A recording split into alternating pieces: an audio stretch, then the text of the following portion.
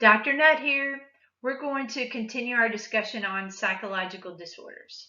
One of the most common types of psychological disorders is the category of anxiety disorders. And with anxiety disorders, you know, you would love to tell someone, I can't keep calm because I have anxiety. When a person has anxiety, basically the person experiences uh, feelings or emotions like apprehension, dread, of course, nervousness, uneasiness. And what's important to remember is it's disproportionate to their circumstance or social situation. Okay, so they have all these physiological, uh, processes going on where they may feel that rapid heartbeat, or they could experience things like they have a hard time breathing or choking. They can be shaky. I feel like they could pass out. They could experience vertigo or dizziness, along with that sense of dread. Like it's like an alarm system, like the sympathetic nervous system going off in your body. But again, it's disproportionate to what's going on in your situation. So, you feel like there's a danger, but it's hard to put your finger on what's actually causing your body to respond that way. Okay. So there's several different types of anxiety disorders. I only want you to know a handful, but just know there's lots of different anxiety disorders out there. So there's several different types. One of the most common types of anxiety disorders is what's called an adjustment disorder. Now, an adjustment disorder is when ordinary stress causes such an emotional disturbance in an individual that it pushes someone beyond their ability to cope. Okay? Oftentimes, grief can bring about an adjustment disorder, a lengthy physical illness, and it could be a trigger for an adjustment disorder, the loss of a job. Really, you see individuals that have difficulty sleeping, they can become irritable and even depressed. And it's like that your emotional cup, if you want to call it that, or again, your ability to cope just is everything that you're facing is above your ability to cope. Okay, so that's the most common type. If you've ever heard someone in your family say that, Aunt so and so or Uncle so and so had a nervous breakdown, they're really referring to what is known as an adjustment disorder right there. So, now, another uh, common anxiety disorder is that um, called GAD. Okay, that's an abbreviation for generalized anxiety disorder. Now, with the previous disorder that we just talked about, adjustment disorder, you can usually put your finger on what's causing you the anxiety. However, with generalized anxiety disorder, this is when you kind of what if everything you face. Individuals that could be known as a worry wart. Well, depending on how their worry is affecting them, it could be generalized anxiety disorder. And again, they cannot put their finger on what exactly is causing the anxiety.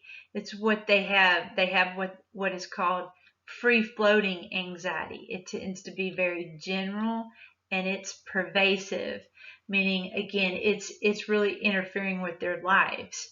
Now, one of the main criteria for generalized anxiety disorder is the person has to experience this for at least 6 months. It tends to be chronic, and again, the person has an unrealistic sense of dread or worry, and it causes them excessive anxiety. Okay? Again, they can't put their finger on it. Oh, Sorry, you probably weren't expecting that, but let's talk about phobias, okay? Phobias are considered to be an intense, irrational fear that persists even when there's no real danger. Like, there's not a real danger of some kind of cockroach, but it just showed up on your screen, and some of you might have even screamed. But that could be an example of a phobia, okay? But remember, how much does it disrupt or interfere with your life? Well, we know there are different types of phobias. The three general categories that you need to be familiar with would be specific, social, and agoraphobia. So let's talk about each one of those. Specific phobias really kind of surround a particular object or situation. So you know that this person has an intense irrational fear and anxiety. They'll even avoid certain situations, but it's really regarding a specific object or situation. Like, you may know, or you may have a family member that will not ride an escalator. Okay, that would be a specific phobia. Or if you have friends or family members that won't drive over a bridge. Okay, or they avoid elevators. These are all specific phobias. Okay, again, and oftentimes people can avoid them with like minimal disruption to their life. But again, if it really disrupts your life, then you may need to seek treatment. Another common specific phobia would be the fear of flying. Okay, that would be another one. Um, that's me, yes, it was a few years back, and I have a fear of clowns. And I was kind of wondering, anybody else out there have a fear of clowns? Well, that's me at the Ronald McDonald House. I go once a month with a group of friends. We prepare the meal. That's a plastic clown, but it still creeps me out. Okay, so it was really hard for me to get close to that plastic clown. Okay. So the fear of clowns is known as chlorophobia. So now you know. Claustrophobia is a very common specific phobia, and it is a fear of tight or closed in spaces. Again, these are common specific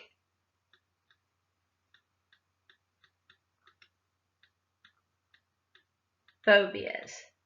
Okay, meaning they happen often. Nyctophobia is fear of dark, and acrophobia would be fear of heights. Okay, so just a few specific common phobias. Now, social phobias, that's the second category of phobias, is an intense irrational fear of being observed, evaluated, or humiliated. Basically, if you have a fear of public speaking, fear of being judged, maybe you won't even raise your hand in class because you're afraid the instructor may embarrass you in front of your classmates. That could be a type of social phobia. But remember, it may not be necessarily diagnosable. It just depends to what degree does it interfere with your life. If it interferes with your ability to maybe get a job or go, interact with your friends and things like that, it could be something you may want to seek professional help about. Okay, so again, it depends on how much it disrupts your life. The third category is agoraphobia, and this is the fear that something extremely embarrassing could happen or something bad could happen when you're away from home. Okay, so if you know people, they're afraid to go out into unfamiliar situations, that could be a type of agoraphobia. Now, agoraphobia can also be a co-diagnosis with panic disorder. Panic disorder, you've heard of panic attacks. This is this chronic state of anxiety where a person has, moments of sudden, intense, unexpected panic. They feel like they're going to have a heart attack, that they could die. that they're dizzy, they're going to pass out, they fear that they could have chest pains, like they're having a heart attack, or that they're just simply losing control. This is all example of panic disorder. And again, it can exist with or without agoraphobia. Another anxiety disorder is called obsessive compulsive disorder. Obsessive compulsive disorder is when a person has these extreme preoccupations and certain thoughts with this compulsion to perform or act in a particular way. And again, this enters a person's consciousness against their will. The term obsession actually means that a person has these reoccurring thoughts or images that they can't get rid of. Okay, I have an example here of Howie Mandel. He is pretty famous for his openness about his OCD, and he has this obsession with germs, like he has germs on him or that he can't get clean. That is, again, an obsession. The compulsion is the act or the behavior that the person feels compelled to repeat. Like hand washing would be an example of a compulsion, okay? Or going to check to make sure you locked your car, or did you lock your front door? Those are all compulsions. Also, I put in your Blackboard a video of uh, about Howie Mandel and OCD. The most common types, again, would be the germ OCD, turning things off, or, did you kind of like obsessive self-doubt, did you complete the task? There could be obsessions about violence, like, and again, people that happen to check things often or clean things often, okay, are very common obsessions. If we look at explanations for anxiety disorders, we have to take a look at the learning perspective specifically, and also the biological perspective or neurobiological. First, with the learning perspective, it's the idea that the fear has been conditioned. Okay, when something bad happens, usually it's something unpredictable, uncontrollable. That's when we see anxiety develop. Okay, another probable explanation would be stimulus generalization, where if you're in a situation, again, there are certain stimuli that we associate or is similar to the original unconditioned stimulus or conditioned stimulus, and therefore that's how fear results. And then also this idea of reinforcement, especially if people have a tendency to avoid certain situations, they could actually be negatively reinforced for avoiding the situation. Okay, it relieves them, if you remember the definition of negative reinforcement. If we look at this from a biological perspective, specifically in the brain, there's a structure called the anterior cingulate cortex that really kind of monitors our surroundings. And it checks to see if everything's okay, is anything, concerning.